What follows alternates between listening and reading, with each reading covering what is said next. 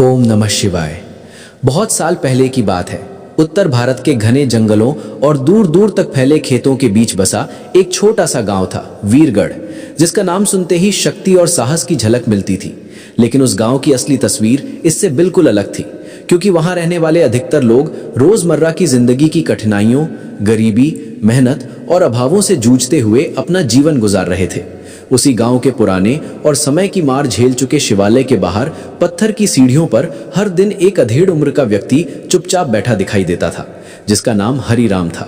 कभी वही हरिराम जवान दिनों में मजदूरी करता था, ईंटों के भारी बोझ उठाता था, तपती धूप में खेतों में हल चलाता था और अपने पसीने से रोजी रोटी कमाता था। लेकिन एक दुर्भाग्यपूर्ण हादसे ने उसकी पूरी जिंदगी की दिशा बदल दी। उसकी रीढ़ और पैर बुरी तरह घायल हो गए, जिसके बाद वो फिर कभी पहले जैसी ताकत के साथ काम नहीं कर पाया। धीरे धीरे इलाज का खर्च, काम की कमी और मजबूरी ने उसका घर, उसकी जमा पूंजी और यहाँ तक कि कई रिश्ते भी उससे छीन लिए। और आज उसकी हालत ऐसी हो चुकी थी कि चेहरे पर गहरी झुर्रियां उसकी बीती हुई मेहनत और पीड़ा की कहानी सुनाती थी। आंखों में भूख और थकान की एक स्थायी छाया जमी रहती थी। बदन पर फटी हुई धोती उसके अभावों का सबूत बन चुकी थी और हाथ में पकड़ा पुराना टिन का कटोरा उसकी मजबूरी का प्रतीक था। फिर भी हरिराम में एक अलग ही सादगी और गहराई थी। वो बहुत कम बोलता था, लेकिन बहुत कुछ देखता और समझता था। वो राह चलते लोगों के पैरों की ओर नहीं, बल्कि उनके दिलों की ओर नजर डालता था। उनकी भावनाओं, उनकी इंसानियत और उनके व्यवहार को परखता था। और इसी शांत, टूटी हुई लेकिन संवेदनशील आत्मा के साथ वो हर दिन शिवालय की सीढ़ियों पर बैठकर अपनी किस्मत और आने वाले कल की अनदेखी कहानी को चुपचाप सहता और सहलाता रहता था। मंदिर में हर दिन दो तरह के लोग आते थे। पहले वे बड़े व्यापारी, जिनकी उंगलियों में सोने की चमचमाती अंगूठियां होती थीं, जो महंगी और चमकदार गाड़ियों से उतरते थे, जिनके हाथों में हजारों रुपयों का चढ़ावा होता था और जिनके चेहरे पर संपन्नता का घमंड साफ झलकता था।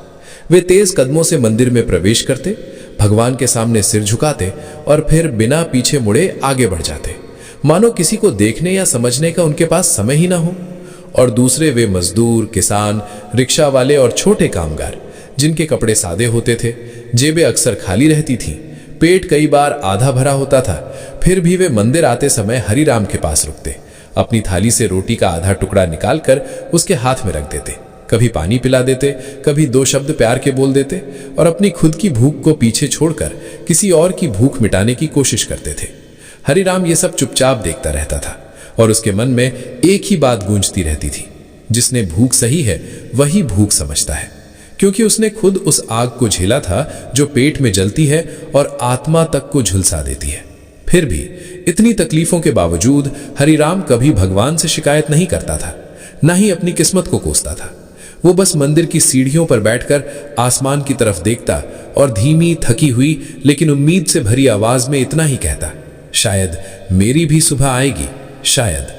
और उसी एक छोटे से शब्द शायद में वो अपनी सारी टूट चुकी उम्मीदों, अधूरे सपनों और आने वाले उजाले की हल्की सी किरण को समेटे हुए हर दिन जीता रहता था। उस दिन अचानक आसमान काला पड़ गया था, जैसे किसी ने नीले आकाश पर काली चादर तान दी हो। तेज हवा पेड़ों को झकझोर रही थी, बादल गरज रहे थे और बिजली की चमक हर कुछ सेकंड में धरती को उजाले से चीर रही थी। मंदिर के दरवाजे जल्दी जल्दी बंद किए गए और पुजारी ने चिंता भरी आवाज में हरिराम से कहा, हरिराम, कहीं छुप जाओ, आज रात खतरनाक है। लेकिन हरिराम के पास छुपने के लिए कोई घर नहीं था, कोई छत नहीं थी, कोई अपना कोना नहीं था। वो इधर उधर देखता हुआ मंदिर के पीछे गया और वहां उसे एक टूटी फूटी जर्जर सी कोठरी दिखाई दी, जो कभी पुराने माली की रही होगी और बरसों से बंद पड़ी थी। दीवारों पर काई जमी थी, दरवाजे पर जंग लगा ताला लटक रहा था। हरिराम ने कांपते हाथों से पास पड़ा एक पत्थर उठाया और कई कोशिशों के बाद ताले को तोड़ दिया। चरमराते दरवाजे को धक्का देकर वो अंदर घुसा। बारिश की ठंडी बूंदों से भीगा उसका शरीर ठिठुर रहा था, कपड़े बदन से चिपक चुके थे, भूख ने पेट को मरोड़ रखा था, बुखार से सिर भारी लग रहा था और थकान ने उसकी हड्डियों तक को कमजोर कर दिया था। वो लड़खड़ाते कदमों से अंदर की मिट्टी पर बैठ गया और दीवार का सहारा लेकर सांस लेने लगा। तभी अंधेरे में उसका हाथ जमीन पर फिसला और किसी सख्त ठंडे लोहे से टकराया। उसने चौंक कर हाथ पीछे खींचा, फिर डर और जिज्ञासा के बीच धीरे धीरे टटोलते हुए देखा तो उसकी उंगलियां जमीन में गड़े गोल लोहे के छल्ले से जा टकराईं, जो आधा मिट्टी में दबा हुआ था। हरिराम की धड़कन तेज हो गई, दिल जोर जोर से धक धक करने लगा, जैसे किस्मत ने अचानक उसकी हथेली पर कोई रहस्यमयी दरवाजा रख दिया हो। अंधेरी कोठरी में बैठा वो थका हारा आदमी उस लोहे के छल्ले को पकड़े हुए बस यही सोच रहा था कि ये क्या है, कोई पुरानी कब्र का निशान, किसी खजाने का दरवाजा, या फिर एक और धोखा। लेकिन उस पल उसे यह भी महसूस हो रहा था कि शायद यही वो मोड़ है जहां से उसकी टूटी हुई जिंदगी कोई नया रास्ता लेने वाली है। कांपते हाथों से हरिराम ने जेब से पुरानी सी माचिस निकाली, एक तीली जलाई और उसकी पीली सी लौ को हवा से बचाते हुए नीचे झुकाया। रोशनी में उसे साफ दिखाई दिया कि जमीन के भीतर एक गोल पत्थर का ढक्कन लगा हुआ है, जिसकी सतह पर समय की धूल और मिट्टी की मोटी परत जमी थी। दिल तेज धड़क रहा था, सांसें भारी हो गई थी, फिर भी उसने पूरी ताकत लगाकर ढक्कन को धीरे धीरे खिसकाया। जैसे ही पत्थर हटा, नीचे अंधेरे गड्ढे में एक भारी तांबे का घड़ा रखा हुआ दिखाई दिया। उसकी सतह पर हरे रंग की जंग की परत थी, लेकिन आकार और मजबूती बता रही थी कि इसके भीतर कुछ बहुत कीमती छिपा है। हरिराम ने दोनों हाथों से घड़े को पकड़ा और हल्का सा हिलाया। उसी पल अंदर से छन छन की आवाज गूंजी, जैसे सैकड़ों साल पुरानी धातु की आत्मा बोल उठी हो। उस आवाज के साथ ही हरिराम का दिल मानो एक पल के लिए रुक गया, आंखें फैल गईं, शरीर में सिहरन दौड़ गई। उसने माचिस की रोशनी को पास लाकर झांका तो उसकी सांस अटक गई। अंदर पुराने सोने के सिक्के चमक रहे थे, चांदी की मोटी मुद्राएं एक दूसरे से टकरा रही थीं और राजाओं की मोहरों जैसे भारी निशान पड़े हुए टुकड़े नीचे भरे थे। एक पल के लिए उसे यकीन ही नहीं हुआ कि यह सब सच है। जो आदमी कल तक मंदिर की सीढ़ियों पर भीख मांगता था, वही आज एक रात में खजाने का मालिक बन चुका था। लेकिन उसी पल उसके दिल में खुशी के साथ साथ डर भी उतर आया, माथे पर पसीना छलक आया और दिमाग में एक ही आवाज गूंजने लगी, अगर किसी को पता चला तो मुझे मार देंगे। उसे गांव के लालची लोग, डकैत, साहूकार और ताकतवर चेहरे याद आने लगे, जिनकी नजरें सिर्फ पैसे पर टिकती थीं। उसने घबराकर चारों तरफ देखा, जैसे अंधेरी कोठरी की दीवारें भी इस राज को सुन रही हों। तुरंत उसने कांपते हाथों से घड़े को वापस गड्ढे में रखा, पत्थर का ढक्कन फिर से जमाया और ऊपर से मिट्टी डालकर उसे छुपा दिया, जैसे अपनी किस्मत को दोबारा जमीन में गाड़ रहा हो। उसके बाद वो उसी ठंडी अंधेरी कोठरी में दीवार से टिककर बैठ गया। पूरी रात उसकी आंखों में नींद नहीं आई, सिर में तूफान चलता रहा। कभी सोने की चमक सामने आती, कभी डरावने चेहरे उभरते, कभी भविष्य के सपने दिखते तो कभी मौत का खौफ। बारिश की बूंदें बाहर लगातार गिरती रहीं, बिजली की चमक अंधेरे को चीरती रही और हरिराम उस रात अपनी जिंदगी की सबसे बड़ी सच्चाई के साथ जागता रहा। अब वो सिर्फ एक भिखारी नहीं था, बल्कि एक ऐसे रहस्य का मालिक बन चुका था जो उसकी तकदीर भी बदल सकता था और उसकी जान भी ले सकता था। सुबह होते ही जब मंदिर की घंटियों की हल्की हल्की आवाज हवा में घुल रही थी, हरिराम चुपचाप आकर फिर उसी जगह मंदिर की सीढ़ियों पर बैठ गया।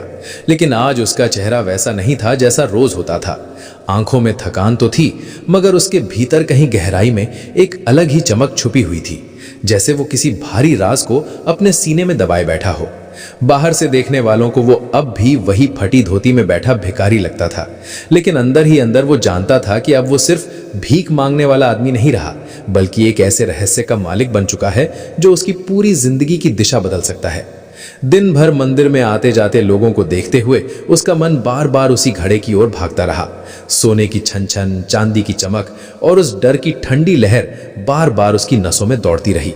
तभी उसे अचानक गांव के स्कूल मास्टर शिव प्रसाद शर्मा याद आए। वही मास्टर जी जो हमेशा सादा कपड़े पहनते थे, साइकिल पर स्कूल जाते थे, बच्चों को मुफ्त में पढ़ा देते थे और जरूरतमंदों की मदद बिना शोर किए कर दिया करते थे। हरिराम के दिल में एक भरोसे की किरण जगी कि अगर कोई इस रहस्य को समझदारी से संभाल सकता है तो वही है। शाम ढलते ही जब गांव की गलियों में अंधेरा उतरने लगा और घरों में दिए जलने लगे, हरिराम डरते डरते उस छुपे हुए घड़े को उठाकर पुराने कपड़े में लपेटा और मास्टर जी के घर की ओर चल पड़ा। रास्ते में हर कदम पर उसका दिल जोर जोर से धड़क रहा था। बार बार पीछे मुड़कर देख रहा था कि कहीं कोई उसका पीछा तो नहीं कर रहा। आखिरकार जब वो मास्टर जी के छोटे से मिट्टी के घर के दरवाजे पर पहुंचा, उसने धीमे से दस्तक दी। दरवाजा खुला तो मास्टर जी ने उसे देखकर हैरानी से पूछा, लेकिन हरिराम बिना कुछ बोले अंदर घुस गया। कांपते हाथों से उसने कपड़ा खोला और सिक्कों को एक एक करके लकड़ी की मेज पर रख दिया। जैसे ही दिए की पीली रोशनी उन सिक्कों पर पड़ी, पूरा कमरा सोने और चांदी की चमक से भर गया। दीवारों पर उजली परछाइयां नाचने लगीं और मास्टर जी कुछ पल के लिए सन्न रह गए। उनकी आंखें फैल गईं, सांस थम सी गई। फिर उन्होंने गहरी सांस लेकर हरिराम की तरफ देखा और धीमे लेकिन गंभीर स्वर में बोले, भगवान ने तुम्हें चुना है, लेकिन संभल कर चलना होगा। उन शब्दों में सिर्फ हैरानी नहीं थी, बल्कि जिम्मेदारी का बोझ और आने वाले खतरे की चेतावनी भी छुपी हुई थी। और उसी पल हरिराम को महसूस हुआ कि उसकी जिंदगी अब सिर्फ गरीबी और भूख की कहानी नहीं रही, बल्कि एक ऐसे रास्ते पर आ चुकी है जहां हर कदम सोच समझ कर रखना होगा, क्योंकि अब उसके हाथ में सिर्फ खजाना नहीं था, बल्कि उसकी किस्मत, उसका भविष्य और शायद पूरे गांव की तकदीर भी थी। अगली सुबह सूरज निकलते ही हरिराम और मास्टर शिव प्रसाद शर्मा चुपचाप गांव से निकल पड़े।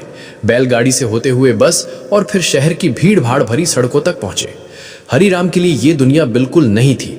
ऊंची इमारतें, शोर करती गाड़ियां, चमचमाती दुकानों की कतारें और हर तरफ दौड़ते हुए लोग। मास्टर जी उसे एक पुराने लेकिन भरोसेमंद सर्राफ की दुकान पर ले गए। कांपते हाथों से हरिराम ने कपड़े में लपेटा हुआ सिर्फ एक सिक्का निकाला, जैसे वो अपने खजाने का नहीं बल्कि अपने डर का एक टुकड़ा बाहर रख रहा हो। दुकानदार ने सिक्के को उलट पलट कर देखा, तराजू पर तौला, लेंस से जांचा और फिर एक ऐसी कीमत बताई कि हरिराम के पैरों तले जमीन खिसक गई। उसका दिल इतनी तेज धड़कने लगा कि उसे लगा अभी सीने से बाहर निकल आएगा। वो रकम उसके पूरे जीवन की भीख, मजदूरी और अपमान से कमाए हर एक पैसे से कहीं ज्यादा थी। उसकी आंखों के सामने बीते साल घूम गए, भूखी रातें, मंदिर की सीढ़ियां, लोगों की तिरछी नजरें, फटे कपड़े और खाली पेट, और अब उसी आदमी की हथेली में पहली बार इतनी बड़ी रकम थी कि उंगलियां कांपने लगी।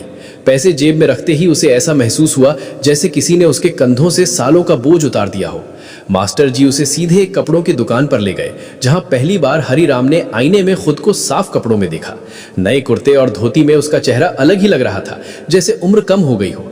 फिर वे एक होटल में गए, जहां हरिराम झिझकते हुए कुर्सी पर बैठा। प्लेट में सजी गर्म रोटियां, दाल, सब्जी और मिठाई देखकर उसकी आंखें भर आई। उसने धीरे धीरे पहला कौर मुंह में रखा। स्वाद सिर्फ खाने का नहीं था, उसमें सम्मान, सुकून और आत्मसम्मान घुला हुआ था। उस दिन हरिराम सिर्फ पेट नहीं भर रहा था, वो उन सालों का अपमान चुका रहा था जब लोग उसे दया की नजर से देखते थे, जब वो खुद को इंसान से ज्यादा बोझ समझने लगा था। हर निवाले के साथ उसके अंदर एक नई ताकत जन्म ले रही थी, एक नई पहचान बन रही थी। और उसी पल उसने मन ही मन तय कर लिया कि ये पैसा सिर्फ उसकी जिंदगी नहीं बदलेगा, बल्कि वो अब कभी किसी के सामने हाथ फैलाने वाला हरिराम नहीं रहेगा, बल्कि अपनी तकदीर खुद लिखने वाला इंसान बनेगा। मास्टर जी ने बहुत सोच समझकर एक साफ और सुरक्षित योजना बनाई ताकि हरिराम की किस्मत बदले, लेकिन उसका रहस्य भी सुरक्षित रहे। उन्होंने सबसे पहले हरिराम को गांव के स्कूल में माली की छोटी सी नौकरी दिलवा दी, ताकि उसके पास एक इज्जतदार पहचान और नियमित आमदनी हो। सुबह सुबह हरिराम कंधे पर कुदाल लेकर स्कूल पहुंचता, पेड़ों को पानी देता, क्यारियों की निराई करता और बच्चों के खेलने के मैदान को साफ करता। और हर काम के साथ उसके भीतर छिपा हुआ आत्मसम्मान धीरे धीरे जागने लगा। फिर बहुत सावधानी से महीने 2 महीने में एक एक करके पुराने सिक्के बेचे जाने लगे, कभी शहर जाकर, कभी भरोसेमंद लोगों के जरिए, ताकि किसी को शक ना हो और अचानक अमीरी का शोर न मचे। मास्टर जी ने बैंक में हरिराम के नाम से खाता खुलवाया। पहली बार जब हरिराम ने अपनी पासबुक में अपना नाम और जमा रकम देखी तो उसकी आंखें नम हो गईं। उसे लगा जैसे उसकी जिंदगी को पहली बार कागज पर पहचान मिली हो। उसी दिन उसने ठान लिया कि अब वो मंदिर की सीढ़ियों पर बैठकर कटोरा नहीं फैलाएगा, और सच में उसने भीख मांगना हमेशा के लिए छोड़ दिया। अब वो सीधा चलता था, जैसे रीढ़ की चोट से ज्यादा उसके भीतर की टूटी हिम्मत ठीक हो गई हो। स्कूल के बच्चे उसे हरिराम काका कहकर बुलाते, पानी मांगते, पौधों के बारे में सवाल पूछते और उसके पास बैठकर बातें करते, और ये सम्मान उसकी आत्मा को किसी दवा से ज्यादा ताकत देता था। गांव के लोग भी अब उसकी तरफ अलग नजर से देखते थे। वो लोगों की आंखों में आंख डालकर बात करता था, बिना झुके, बिना शर्माए, बिना डर के, क्योंकि अब उसके पास सिर्फ पैसा नहीं था, उसके पास इज्जत, पहचान और अपने पैरों पर खड़े होने का गर्व था। एक दिन स्कूल के बगीचे में पौधों को पानी देते हुए हरिराम अचानक रुक गया। उसकी आंखों के सामने मंदिर की सीढ़ियां घूम गईं। वे रातें याद आ गईं जब पेट की आग से नींद टूट जाती थी। बच्चों की भूखी आंखें, मजदूरों के फटे हाथ और खुद का कांपता हुआ शरीर। उसी पल उसके दिल से एक ही आवाज निकली, मैं चाहता हूं कोई भूखा ना सोए। और यह सिर्फ एक इच्छा नहीं थी, बल्कि उसकी जिंदगी का नया मकसद बन गया। उसने मास्टर जी से बात की और दोनों ने मिलकर मंदिर के पास एक छोटा सा लेकिन मजबूत सपना खड़ा करने की योजना बनाई। कुछ महीनों की मेहनत, कागजी काम, मजदूरों की भागदौड़ और हरिराम की जमा पूंजी से अन्नपूर्णा सेवा भवन बनकर तैयार हुआ। उद्घाटन के दिन पूरा गांव उमड़ पड़ा। महिलाएं थालियों में फूल लाईं, बच्चे रंगीन गुब्बारे लेकर दौड़ रहे थे, पुजारी मंत्र पढ़ रहे थे और ढोलक की हल्की थाप गूंज रही थी। जब मंच से मास्टर जी ने माइक पर दानदाता का नाम लिया, श्री हरिराम जी, तो पल भर में भीड़ सन्न रह गई। वही हरिराम जो कभी मंदिर की सीढ़ियों पर कटोरा फैलाए बैठा रहता था, आज मंच पर खड़ा था, साफ कपड़ों में, शांत चेहरे और झुकी हुई आंखों के साथ। लोगों को अपनी आंखों पर भरोसा नहीं हो रहा था। कुछ की आंखें नम हो गईं, कुछ के होंठ कांप गए और कई लोगों के दिल में पहली बार ये एहसास पैदा हुआ कि किस्मत सिर्फ जन्म से नहीं बनती, इंसान की नीयत और कर्म से भी बनती है। उस दिन गांव ने देखा कि एक भिखारी सिर्फ अमीर नहीं बना था, वो दाता बन चुका था और उसके हाथ से निकला हर निवाला अब किसी भूखे पेट की आग बुझाने वाला था। अन्नपूर्णा सेवा भवन की सफलता और हरिराम की बढ़ती इज्जत देखकर गांव का सरपंच राजवीर चौधरी और उसका बेटा अमन अंदर ही अंदर जलने लगे। उन्हें यह बर्दाश्त नहीं हो रहा था कि जो आदमी कल तक मंदिर की सीढ़ियों पर भीख मांगता था, वही आज लोगों की दुआओं और सम्मान का केंद्र बन गया है। उनकी आंखों में लालच और ईर्ष्या ने मिलकर जहर घुल दिया और इसी जहर से निकली एक खतरनाक साजिश। दोनों ने गांव के कुख्यात अपराधी कालू भैया से गुप्त मुलाकात की, मोटी रकम का लालच दिया और हरिराम को अगवा करने की योजना बनाई। अमावस्या की काली रात चुनी गई, जब चांद भी साथ छोड़ देता है और अंधेरा सबसे गहरा होता है। उस रात जैसे ही गुंडों ने हरिराम के घर की ओर कदम बढ़ाए, उन्हें अंदाजा नहीं था कि मास्टर जी पहले ही उनकी हर हरकत भांप चुके थे और चुपचाप पुलिस को खबर दे चुके थे। जैसे ही अपहरण की कोशिश शुरू हुई, चारों ओर से पुलिस ने घेराबंदी कर दी, गोलियों की आवाज गूंजी, भगदड़ मची और कुछ ही मिनटों में मुठभेड़ खत्म हो गई। कालू गैया और उसके साथी हथकड़ियों में जकड़े खड़े थे। सरपंच राजवीर और अमन की साजिश सबके सामने उजागर हो चुकी थी। गांव के लोग सन्न रह गए और उसी रात ये साफ हो गया कि अब हरिराम सिर्फ दाता नहीं, बल्कि सच और इंसाफ की जीत का प्रतीक भी बन चुका था। अगली सुबह गांव में खबर आग की तरह फैल चुकी थी। अखबारों के पत्रकार कैमरे और माइक लेकर वीरगढ़ पहुंच गए।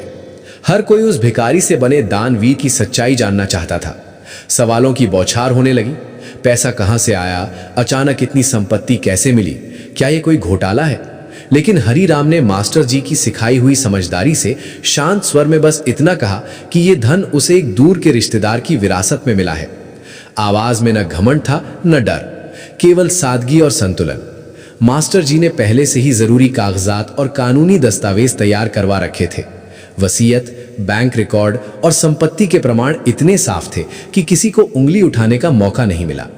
प्रशासन ने जांच के बाद हरिराम को कानूनी सुरक्षा प्रदान की। पुलिस सुरक्षा और आधिकारिक मान्यता मिलते ही उसके चारों ओर मंडराता खतरा धीरे धीरे छटने लगा। अब वो सिर्फ सम्मानित नागरिक नहीं, बल्कि कानून की नजर में भी पूरी तरह सुरक्षित था। और उसी दिन हरिराम ने पहली बार चैन की सांस ली, क्योंकि अब उसका संघर्ष सिर्फ गरीबी से नहीं, बल्कि सच को बचाने से भी जीत चुका था। उस दिन हवेली के ऊंचे दरवाजे के सामने धूप आग बरसा रही थी। पत्थरों से उठती गर्मी पैरों को जला रही थी, लेकिन हरिराम बिना हिले, बिना शिकायत किए सिर झुकाए खड़ा रहा। घंटों बीत गए, नौकर आते जाते रहे, कुछ हंसे, कुछ ताने मारे, पर वो वहीं अडिग रहा, जैसे उसकी रगों में अब खून नहीं, बल्कि सेवा का संकल्प दौड़ रहा हो। आखिर ठाकुर अर्जुन सिंह बालकनी से नीचे आए, रौबदार आवाज में पूछा कि क्या चाहिए, और तब हरिराम ने कांपती मगर सच्ची आवाज में कहा कि वो जमीन नहीं मांग रहा, वो सिर्फ गांव के बीमार बच्चों, बुजुर्गों और गर्भवती महिलाओं की जिंदगी बचाने का मौका मांग रहा है। ये शब्द ठाकुर के सीने में तीर की तरह चुभ गए। उसे अपनी जवानी के वो दिन याद आ गए जब उसके पिता इलाज के अभाव में तड़प तड़प कर मर गए थे। आंखें भर आईं, गला रुंध गया, वर्षों का जमा हुआ अहंकार एक पल में टूट गया। उसने वहीं सबके सामने घोषणा की कि अस्पताल के लिए सबसे उपजाऊ जमीन दान में दी जाएगी। और जैसे ही ये खबर गांव में पहुंची, लोग खुशी से रो पड़े। ढोल बजे, मंदिर की घंटियां गूंजी, हरिराम के पैर छुए गए, लेकिन वो चुपचाप जमीन को माथे से लगाकर बस इतना बोला, आज मेरे नहीं, इस गांव के सपनों को जमीन मिली है। आज वीरगढ़ की तस्वीर पूरी तरह बदल चुकी है। जहां कभी भूख, लाचारी और बेबसी की परछाइयां घूमती थीं, वहां अब उम्मीद की रोशनी फैल चुकी है। मंदिर के पास अन्नपूर्णा सेवा भवन से रोज सैकड़ों लोगों का पेट भरता है। स्कूल के आंगन में बच्चों की हंसी गूंजती है और गांव के किनारे बन रहा अस्पताल उन माओं, बुजुर्गों और मजदूरों के लिए जीवन की नई सांस बन रहा है, जो कभी इलाज के अभाव में दम तोड़ देते थे। हरिराम अब कागजों में अरबपति था, बैंक खातों में करोड़ों थे, लेकिन उसके चेहरे पर वही सादगी, वही झुकी हुई नजर और वही शांत मुस्कान थी, क्योंकि उसने दौलत को सीने से नहीं, सेवा से जोड़ा था। उसके लिए असली खजाना सोने चांदी के सिक्के नहीं थे, बल्कि लोगों की दुआएं थीं जो उसे हर सुबह आशीर्वाद बनकर घेर लेती थीं। बच्चों की मुस्कान थी जो उसकी थकान मिटा देती थी। भूखे का भरा पेट था जो उसे ईश्वर के सबसे करीब महसूस कराता था, और बीमार की बची सांस थी जो उसे ये एहसास दिलाती थी कि उसने सच में जीना सीख लिया है। कभी मंदिर की सीढ़ियों पर कटोरा फैलाकर बैठने वाला हरिराम आज उसी मंदिर के सामने खड़ा होकर सिर झुकाता था, मगर इस बार मांगने नहीं, धन्यवाद देने। उस दर्द को जिसने उसे इंसान बनाया, उस संघर्ष को जिसने उसे मजबूत बनाया, और उस करुणा को जिसने उसे साधारण भिखारी से असाधारण मानवता का प्रतीक बना दिया। अंतिम संदेश पूरी कहानी का सार समेटता है। गरीबी, लाचारी और संघर्ष चाहे इंसान को हिला दें, लेकिन अगर इंसान अपनी इंसानियत, दया और ईमानदारी नहीं खोता तो उसकी असली दौलत उसकी सेवा, उसका सम्मान और लोगों की खुशियां होती हैं। हरिराम की कहानी यही बताती है कि असली अमीरी सोने चांदी में नहीं, बल्कि दिल की गहराइयों में इंसानियत और दूसरों के लिए जीने में होती है। यही संदेश हमें प्रेरित करता है कि कठिनाइयों के बावजूद अपने मन, अपने कर्म और अपने मूल्यों को टूटने ना दें, क्योंकि वही हमें सच्चा अमीर बनाता है।